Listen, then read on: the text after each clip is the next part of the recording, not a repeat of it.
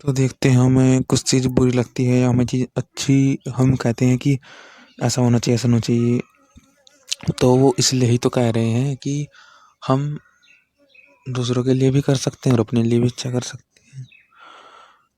किसी चीज़ से हमें एक तरह से दुख होती है कि इसमें ऐसा दुख है, इसमें ये सुविधा नहीं है, मतलब हम दूसरों को सुविधा देना चाहते हैं या हम दूसरों की मदद करना चाहते हैं क्योंकि हमें उसको बता रहे हैं कि तुम ऐसे ऐसे कर सकते हो, तुम ये कर सकते हो, उसको और अच्छा कर सकते हो तुम।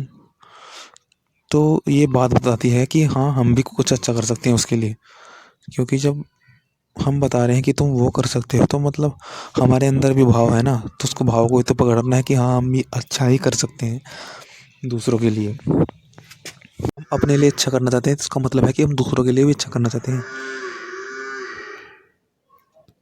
देते हैं किसी का काम हमारे लिए दुखी ना हो, किसी की सुविधा हमारे लिए दुखीदारी ना हो, दुखकारी ना हो, किसी का घर हमारे लिए दुखकारी ना हो। तो क्योंकि हम उसके लिए अच्छे की तो सोच रखते हैं, स्मार्ट तो कह रहे हैं हम उसके लिए भी अच्छे की सोच रखते हैं, इसलिए ही तो कहे कि कोई हमें दुखकारी ना बनाए, क्योंकि हम उसके चाह रहे हैं कि उसके सुख को ही तो देख रहे हैं ना, हम और क्या देख रहे हैं, तो सुख का अच्छा ही तो चाह रहे हैं, उसका सुख करना हम। तो यही तो सब मित्र भाव है, एकता का भाव है। एक बात और होती है इस मूवमेंट के माध्यम से कि जब तक हम बुराई कह लो या एक दुख को दूर नहीं करेंगे, दुख तो हमें ना ज्ञान लेने देने के, दूसरा अच्छा ज्ञान नहीं लेने के, और नई सोच भी नहीं लेने देने के, ना कुछ करने देने की तरह से, ना दुख को दूर करने देने की और ना कुछ नया पाने देने की। तो यही है कि पहले दुख दूर करते रहो, फिर हम वास्तविक में पता लगेगा कि हमें करना क्या है। कि इस दुख दूर को मैंने करा था, इस दुख की वास्तविकता पता लगेगी कि इसमें ये होना चाहिए, तो फिर हमें संसार में सामाजिक में पता लगा कि हाँ इसकी ये उपयोगिता है, वरना ये हो जाता है। तो इसकी ये उपयोगिता है तो उसके लिए सबके लिए आप फिर अच्छा ही करोगे कि इन सबको अच्छा ही अच्छा मिल जाए। फिर आप सब कार्य आपके पूर्ण हो जाते हैं कि आप समझ गए कि दुख कैसे दूर होते हैं। दुख जिस कारण से आए थे आप कारण को पकड़ लिया, फिर उस कारण की आपको उपयोगिता पता लगी। कारण की उपयोगिता पता लगने से, कारण का अच्छी तरह उपयोग कर लेने से तो आपको रिजल्ट तो मिलता ही है, अच्छी तरह बीज बोने से फसल तो मिलती ही है। तो ये सिद्धांत है। दुख का कारण ढूंढो, उस कारण का उपयोग करके आप गंतव्य तक, लक्ष्य तक पहुंच सकते हैं। यही बात कही गई है इसमें कि जैसे कि ऋतुओं के गुण होते हैं। ऋतुओं क्या करती है, ऋतुओं हमें दुख भी देती है ऋतुएं, परंतु उन ऋतुओं के जो जो विशेष गुण है कि इससे हम बच गए, जो ऋतुओं से बच गया वो दूसरों को भी डॉक्टर बन जाता है, दूसरों के लिए भी वैद्य बन जाता है कि ऐसा होना चाहिए, इसमें ऐसा तुम पानी पियो, इस ये किस कारण हुआ, ये कमी किस कारण हुई, इस कारण हुई, तो इसको तुम दूर करो जिससे तुम्हें वो मिल जाए, इस कारण को तुम इस अच्छी तरह उपयोग करो, इस कारण को तुम भरो, इस कारण को तुम फीड करो, इस कारण को तुम जानो, जिससे कि इस कारण का उपयोग करो जिससे कि तुम इसका उपयोग करके तुम रिजल्ट तक जाओगे। ऋतुओं का उपयोग करके संवत्सर का 10 प्राण से, अपने प्राण से, एक आत्मा से, कि देखो जो हमें मिल रहा है वो जो हमने करा है 12 महीने, वो अगले साल फिर हमको मिलता है। तो उसी से हम जानते हैं कि ये जो हमें मिला है किस कारण से मिला है, फिर उस कारण को ठीक करते हैं हम। देखो ऋतुएं ऐसी होती हैं महीने की, जिस कारण से करा है वो अगले कारण महीने में ठीक हो सकता है, परंतु जो हमने पिछले साल किया था वो जो हो रहा है वो तो एक तरह से भोगना पड़ता है ना। कि हम जैसे कि प्रदूषण फैलाते जा रहे हैं तो उसके लिए फिर नए नए अन्य अच्छे अच्छे गुण, उसके सावधानी से, जब यही तो है कि बुराई को दूर करके ही तो अच्छा ही पता लगेगी। तो यही है कि जो पहले कर चुके हैं उसके कारण उसको भी तो पहचानना है, और जो अब कर रहे हैं उसको पहचानना है। यही तो 10 प्राण है कि ये प्राण वापिस घूम फिर के आते हैं हमको भोग करवाने के लिए। ऋतुवादी प्रजा के रक्षक हैं ये मनुष्य आप लोग, जिसने जिसने ईश्वर ने ऋतु आदि रक्षक, ऋतु हमारी रक्षा करते हैं। ये वो क्या होती हैं, महीने, साल, संवत्सर, ऋतुएं, शरद ऋतु, शिशिर ऋतु, हेमंत ऋतु, सब हमारी रक्षा करते हैं और रक्षक हैं।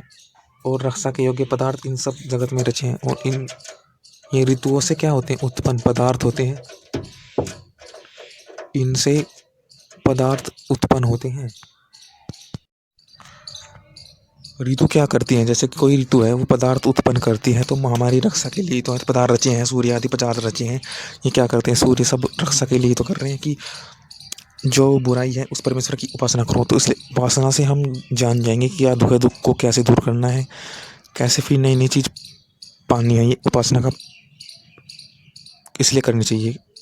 और ईश्वर का नाम भी होता है कि नाम ईश्वर कैसे है, वास्तविक में कैसा है। वरना बुराई में हम भ्रमित रहते हैं, भ्रमित में हम अपने को बड़ा मान लेते हैं, ईश्वर को नहीं, मतलब अपने को रहते हैं ईश्वर में नहीं। तो जैसे कि ऋतुओं का उदाहरण ले लीजिए कि जैसे कि ऋतु है, ऋतु में हमने प्रदूषण फैलाया और प्रदूषण बढ़ बढ़ के हमें अधिक से अधिक ठंड कर रहा है। तो हम जाने कि हमने क्या किया था जिससे कि हमें ये फल मिल रहा है, तो हम सिर्फ उसी के लिए जाएं तो हमारे दोनों कारण ठीक हो सकते हैं। एक तो अब की गलती, और दूसरी एक तो इस ऋतु के इस वाले गुण से बचाओ, और पहला जो किया था उसके भोग से भी बचाओ कि हम इसके लिए विशेष पर्यटन कर सकते हैं, वातावरण में ये विशेष पर्यटन कर सकते हैं।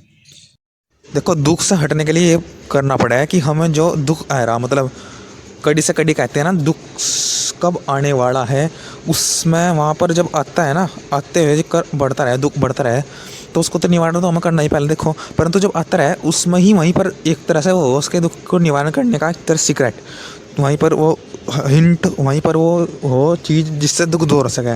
तो उसके लिए हम ये नहीं कि हम लालच ध्यान ना देवे, उस चीज़ पर जगे ना।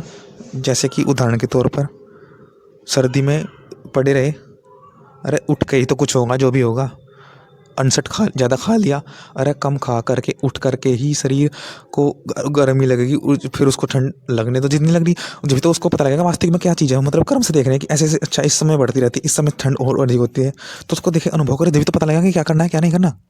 तभी तो पता लगेगा कि हाँ इस समय अधिक ठंड होगी, तो ठंड इस समय अधिक हुई, तो अब मुझको इसको अनुभव करना है। इस शरीर को पता लग गया कि इस सब समय बढ़ेगी ठंड, इस समय और बढ़ेगी समय ठंड, तो शरीर फिर अनुकूल रहेगा। और जब शरीर सो रहा, शरीर को पता नहीं ठंड हो रही है, जब उठेगा तभी तो पता लगेगा कि सब शरीर तभी तो अनुकूल क्रिया करेगा। उस ठंड को निवारण करने के लिए अनुकूल क्रिया क्या होनी चाहिए कि प्रतिकूल, उसको ठंड को निवारण करने के लिए प्रतिकूल क्रिया करेगा, जब तो मतलब पता लगा कि शरीर क्रिया करके है तो सही चलेगा, शरीर फिर उससे लड़ भी लेगा सही तरह से ठंड से। तो फिर हम उसका ठंड का ही एक तरह से उपयोग ले लेंगे, उससे हमारा दुख नहीं होने का, उससे हम एक तरह से लाभ का ही होगा।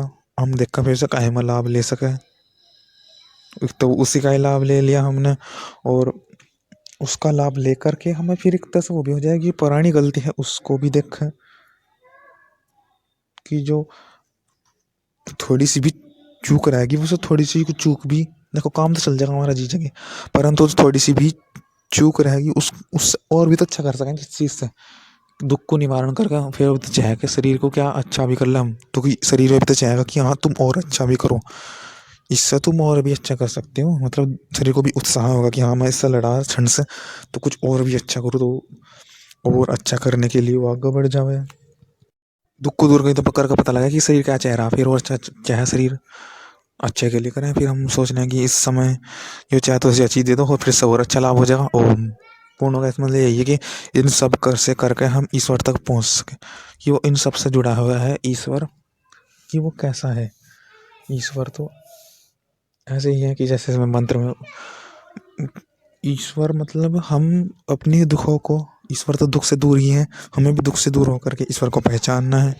हमें लापरवाही तो नहीं करनी और सबके सुख में चलना है, जैसे कि ईश्वर सबके सुख में चलते हैं, सबका ज्ञान रखते हैं। दुख को इसलिए ही तो है, दुख देख करके कि इसमें थोड़ा और अच्छा हो जाता, मतलब दूसरों के लिए अच्छा करना चाह रहे हैं हम। तो ये तो ये चीज़ सबके ईश्वर ने बना रखी है कि दूसरों के लिए करना चाहते हैं, ईश्वर में भी दूसरों के लिए कर रहे हैं, ईश्वर में दूसरों का भाव है तो हमें भी दूसरों का भाव है। तो यही तो है कि हम उनको जाने, अपने को जाने।